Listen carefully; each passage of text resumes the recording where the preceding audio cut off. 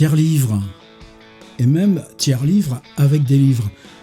L'idée, c'est que comme il va y avoir beaucoup plus de vidéos sur ce site, plus régulièrement, donc c'est moins événement, c'est juste une chronique, on est ensemble, on parle, pourquoi pas tous les jours.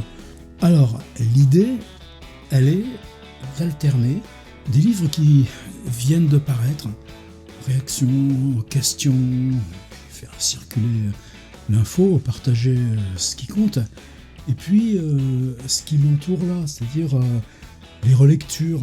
Là encore, quand on travaille pour soi, on rentre, on réexplore les souterrains, les caves, on ne sait pas pourquoi c'est ce truc-là qu'on sort. Eh bien, aujourd'hui, je voulais revenir à Malcolm Lowry. J'ai déjà parlé du livre essentiel. Vous savez qu'il y a une table des matières par le lien ci-dessous avec une espèce de dictionnaire où il y a tous les livres dont j'ai parlé, classés par auteur. Et ça commence à faire. Des fois, ça m'impressionne. Même moi, vous savez ce que disait Julien Gracq, qu'en littérature, on progresse à l'ancienneté. Donc celui-là, il est bien jaune, mais c'est mon vieux Malcolm Lowry, Under the Volcano, et puis les poches, quand c'est des penguins américains, je vous assure, ou anglais, je sais plus. En tout cas, ça résiste. Et bien, puis pour moi, c'est toujours le même plaisir. J'ai besoin de cette espèce de musique. C'est jaune, sombre, contrasté, compact. Il y a 2 traductions. Vous savez, Clarisse Francillon, En dessous du volcan, la traduction historique. Et puis une autre plus moderne, mais qui remonte déjà presque à 20 ans, Jacques Darras. Lui, il avait appelé ça Sous le volcan. Alors, à vous le choix. Moi, je préfère mariner dans... Alors, vous savez que Malcolm Lowry... Ce livre a été un livre de légende, un livre culte, mais livre culte à retardement. Et lui, son projet, même ça, c'est-à-dire ce miracle qui est venu à parler au-dessous du volcan, est-ce que ce miracle est reproductible ? Qu'est-ce que ça suppose quand ça part de tant d'échecs dans la vie, l'affrontement de l'alcoolisme, le manuscrit une fois volé sur la table arrière de sa vieille bagnole, une autre fois, justement, on va en parler, sa cabane à Dollarton qui brûle, et puis deuxième fois que le manuscrit disparaît, tous les refus, la méfiance. Et à côté de ça, il y a les nouvelles, il y a un recueil qui s'appelle Ultramarine, qui est dans l'imaginaire. C'est pas les plus... On a du mal des fois à se dire que c'est le même Lowry qu'on trouve au-dessous du volcan, si quand même. Et puis ce recueil aussi plus puissant, peut-être que j'étais toujours Maurice Nadeau. Écoute, Hear us, O Lord from heaven. Et puis le narcaustic. Donc en tout cas, écoute notre voix, ô Seigneur, traduit chez Maurice Nadeau. Je ne sais pas si c'est toujours disponible. Ça aussi, c'est un livre qui pour moi est fétiche de chez fétiche. Alors là, je crois qu'il a été réédité, je ne sais plus comment. Alors toujours Lettres Nouvelles, toujours Maurice Nadeau, c'est chez De Noël. C'est Choix de lettres de Malcolm Lowry. Alors on n'a pas là évidemment l'intégrale, mais on a tous cette espèce d'aventure au-dessous du volcan, non pas qui s'écrit, mais qui cherche éditeur, qui se réécrit, comment on affronte 2 fois la disparition du manuscrit. Et ces lettres, pour moi, c'est comme Faulkner à l'université. Ça fait partie des livres ateliers, ceux dont on a besoin. Et puis, vous savez que l'idée de Lowry, ici, Under Volcano, c'est un enfer, avec ce ravin tout au bout, avec le corps du consul, et puis bouffé par les chiens, et puis cette structure en cercle, c'est-à-dire on a 7 fois la même journée à des années différentes, et puis on parcourt ces 24 heures, mais en sautant toujours d'une époque à l'autre. Si ça c'est l'enfer, il y aurait un purgatoire et un paradis. Alors il y a ce livre qui, moi, le titre m'enchante en anglais, mais je ne saurais même pas le résumer, tellement c'est la musique de Lowry, donc j'y rentre, je ne l'ai pas en français. Dark as a grave where my friend is laid, sombre comme la tombe où repose mon ami. Ça, c'était la transition plus romanesque. Et puis, il y avait son projet. Et c'est celui-là dont je voulais parler 5 minutes. Ce qui aurait été l'échappatoire.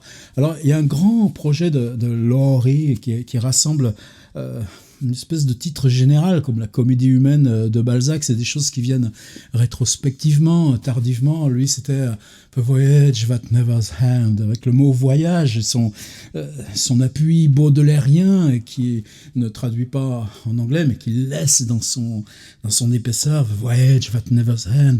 Et là, je vous en reparlerai, parce que l'édition anglaise ou américaine c'est une espèce de grosse compile de 500 pages où il y a plein d'inédits, plein de fragments, et ça, je voudrais qu'on en parle spécialement, peut-être dès la semaine prochaine, puisque nous allons voyager au long cours. Pour moi, je voudrais que ce truc devienne mon occupation principale, ma radio, ma chaîne de télé, mon aventure orale, écrite. On va tout mélanger, je me disperse pas. Alors, October Ferry to Gabriola. Ferry d'octobre pour Gabriola. Vancouver, la ville que Jimi Hendrix connaissait si bien. Vous savez, il était de Seattle, mais une part de sa famille était à Vancouver, tout près. Et Vancouver est elle-même une île, une espèce d'île des fois plus près de l'Asie, et peut-être que du continent américain lui-même. Et puis, Dollarton, là où Laurie et sa compagne avaient installé cette espèce de cabane. Ça, je vais vous en lire un passage. Et puis, dans cet archipel, ces milliers de petites îles, une qui s'appelle Gabriola, où il y aurait la possibilité éventuellement d'acheter une maison, fictivement, on est dans le roman, ou si c'est pas possible d'avoir cette petite maison dont on rêve, eh bien, acheter un terrain et puis, se la construire, même si ça demandera plus de temps et tout ça. Alors, October Ferry to Gabriola, ouais, le titre me va en route pour Gabriola. C'est peut-être ça qui exprime le mieux ce voyage that's never's end, c'est-à-dire ce voyage qui n'a pas de fin. C'est-à-dire que Gabriola, on l'atteindra jamais. C'est-à-dire qu'on finira finalement par être dans le ferry qui va vers Gabriola, mais même dans le ferry, on regarde les petites inscriptions, on entend les gens qui parlent, et puis au départ, on est où ? On est dans un autobus. C'est-à-dire que le voyage se fait en bus avec les arrêts, avec ce couple. Alors ce couple, évidemment, si on recommence sa vie à Gabriola, peut-être que tout s'éclaircira. Le paradis de Dante, enfer, etc., c'est toujours plus loin. Et puis, dans la comédie divine de Dante, l'enfer, on le relit tout le temps, mais son histoire de paradis... Donc c'est un défi constant à la littérature. Vous savez que chez Balzac aussi, prenez un livre comme Le curé de campagne. Justement, ce sera ce genre de choses qu'on pourra faire ensemble. Le curé de campagne, c'est une espèce d'utopie dans un village. On va transformer ce village en une espèce de réalisation où on rachète les crimes. Et puis finalement, tout ce projet va s'enterrer dans la boue et tout ça. Il y a des grands livres ratés. Gabriola, je pense que c'est un grand livre raté. Et c'est ça la misère, ou c'est ça la peine, c'est-à-dire que ça ne devrait pas être raté. C'est-à-dire un livre qui commence par deux personnes dans un autobus, des fois ils s'avancent près du chauffeur, des fois ils se mettent dans le fond pour rigoler, puis il y a les passagers, puis il y a l'espèce de bistrot où on s'arrête, et puis la fille elle va à côté pour téléphoner, lui il reste avec son café, elle se demande pourquoi ça s'attarde, le truc va repartir, et puis finalement, c'est toutes petites choses, mais c'est des choses qui généreront toute cette aventure de la route contemporaine, et que ça... Qu'est-ce qu'on se régale à ces micro-scènes.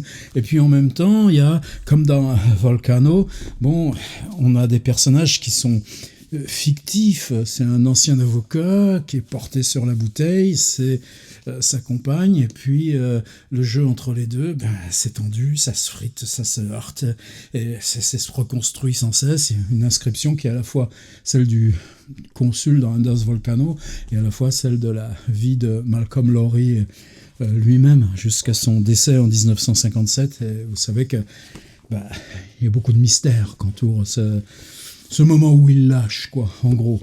Et évidemment, Gabriola n'est pas fini à ce moment-là. Gabriola est toujours en chantier. The voyage that never's end. The voyage that never's end. Dans ma longue vie qui commence à partir de maintenant, je voudrais parler un peu mieux l'américain. Je vous en lis un petit bout du début, mais en insistant bien sur ce truc-là.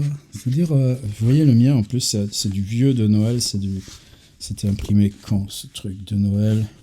1984, imprimé. Est-ce qu'il y a le prix 8-10 Non, un petit truc de crayon. Mais il y a un bout de part qui part, le tac, puis un petit bout de plaque, puis encore un petit bout, etc. Je sais pas si c'est bien quand on garde les livres comme ça qui tombent par morceaux. Le premier chapitre s'appelle le Greyhound. C'est la marque des lignes d'autobus. Adieu, adieu, adieu, plein midi, après le turbin, porte étroite. Nous te laissons à bon état, petite maison, prenons congé de toi, t'aimant pour toujours. Le soleil d'un matin d'octobre illuminait l'intérieur de l'autocar, le Greyhound qui roulait à vive allure entre les branchages, chantonnant s'il allait vers la mer, mugissant s'il escaladait la montagne, contournant soudain un précipice. On suivait la côte, à gauche s'étendait la forêt, à droite le golfe.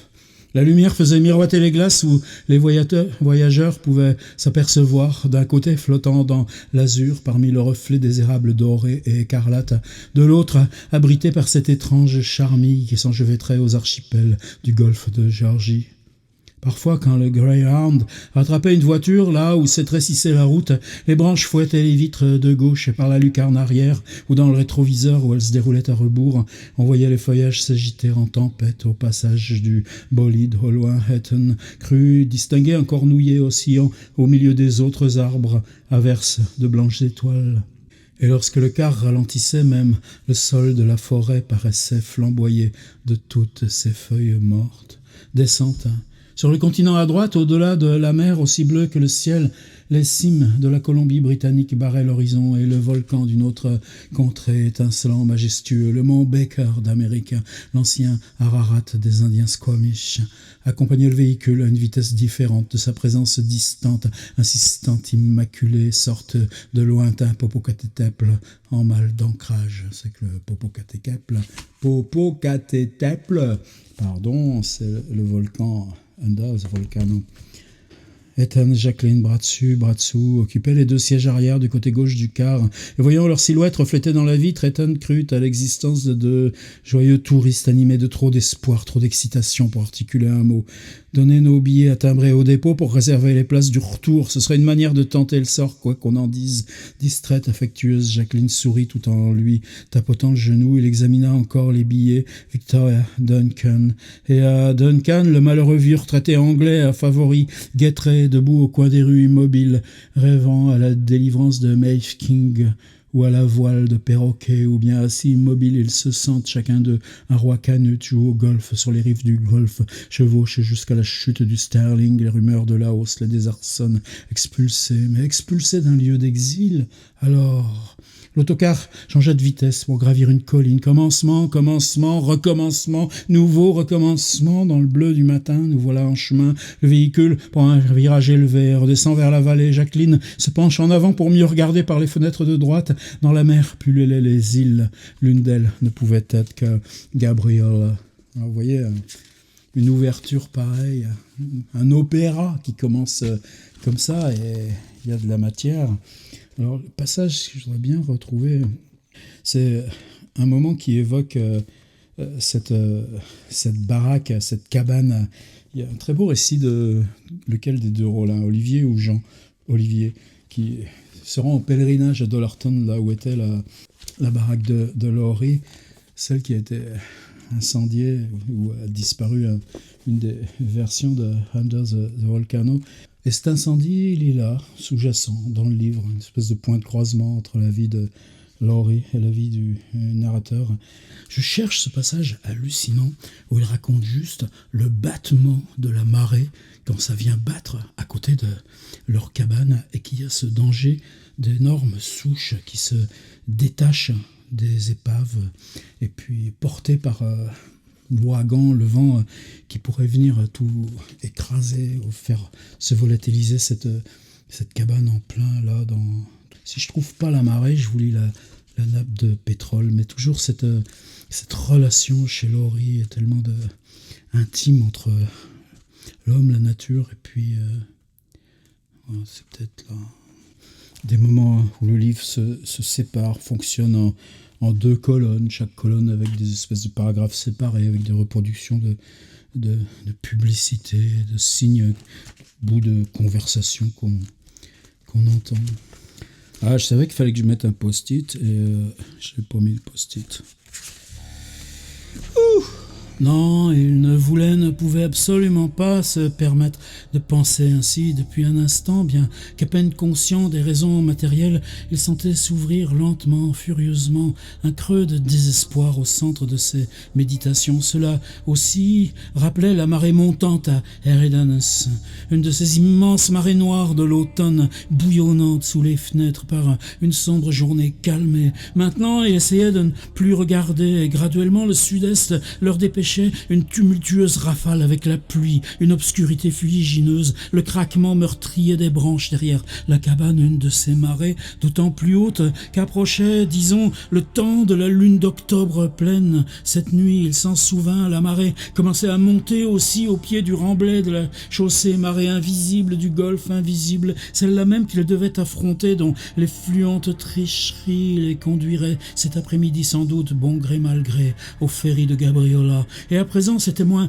un ruissellement qu'une flagellation, l'attaque contre leurs fenêtres que dominait un rugissement venimeux, un râle qui déchire, qui dévore. Non point que les marées missent en péril la cabane, toutes étaient construites de façon à résister à l'assaut des plus fougueuses. Et une seule fois, croyait-il, lors d'un ouragan soufflant du large, jour et nuit, une grosse pluie forma obstacle au reflux normal et quelques-unes des cabanes furent inondées, mais ces hautes mers, à leur point culminant, pouvaient déloger, mettre à flot un de ces énormes troncs abandonnés sur la plage par les précédentes marées d'automne ou d'hiver, ou une de ces grosses souches, ces racines contorsionnées à l'accoutumée impossible à débiter en bois de feu, que la loi interdisait soit d'enlever, quand c'était possible, par des moyens autres que moufles et palans, soit de remorquer ou de repousser en eau profonde, car il pouvait constituer une entrave à la navigation et couler un bateau. En revanche, si c'était l'une de ces soudaines épaves d'un poids écrasant, candide et tranquille, pendant 6 mois, mise à flot par la nature à marée montante, tirée en arrière par le reflux, virait, butait, à la suite peut-être de quelques conversions de courants côtiers, droit contre les fondations des cabanes, pareil à un monstre marin vengeur, piégé parmi l'enchevêtrement des pilotis dans ses efforts frénétique pour s'échapper, se métamorphosait en un bélier tonnant. En ce cas, seul le pêcheur avait le droit de se protéger. Ethan et Jacqueline, tout comme les autres, et avec les éléments déchaînés, la vélocité accrue des grandes mers enflées devant quoi on demeurait aussi impuissant que le dieu Canut, tandis que les vagues avides léchaient déjà le flanc des souches. Le danger s'intensifiait. Quoi faire d'autre alors? Pam pam pam pam pam pam pam pam. Que faire d'autre alors, sinon prier, au cas où la mer ne s'en irait pas, que du moins la pire des souches restât où elle était, ou que, si toutes devaient dériver, qu'elles dérivassent en n'importe quelle direction, excepté la leur. Que faire, sinon se recroqueviller dans la chambre du fond, sans regarder les troncs ni le galop des vagues, tâchant d'imposer silence à l'indigne mais inévitable panique qui vous poignait l'âme à cause des ricanements, des sifflements, du vacarme, de ces terribles eaux qui fustigeaient en dessous, qui jaillissaient, rampaient, pouce par pouce vers la cabane, peut-être afin de lâcher les souches contre elle, d'ébranler, de détruire ses fondations, aussi inexorables que chaque minute de chaque heure, en train de ramper depuis la menace d'expulsion vers le jour incertain où s'accompliraient les destinées. Et maintenant, dans l'autocar, la panique à nouveau s'emparait d'Ethan, panique à jamais éprouvée à Eridan devant les grandes eaux de l'automne, juste un peu ce dernier octobre qu'il n'avait pas du tout passé là-bas, alors qu'il tentait de n'y plus songer, mais pas les autres octobres, etc. Malcolm Lowry, en route vers Gabriola, mon livre tombe en morceaux alors que vous voyez mes penguins poches, eux, ils résistent complètement. Juste pour dire ça, dans nos bibliothèques, on a aussi des livres ratés. Des livres ratés qu'on ne lira jamais en entier, mais qui sont remplis de passages qui sont totalement indispensables, parce qu'il y a ça dans aucun autre, si chacun a cette singularité. Voilà, on continue comme ça. Tant que vous voudrez, tant que somme de loisirs, dirait mon cher Rabelais. Bye.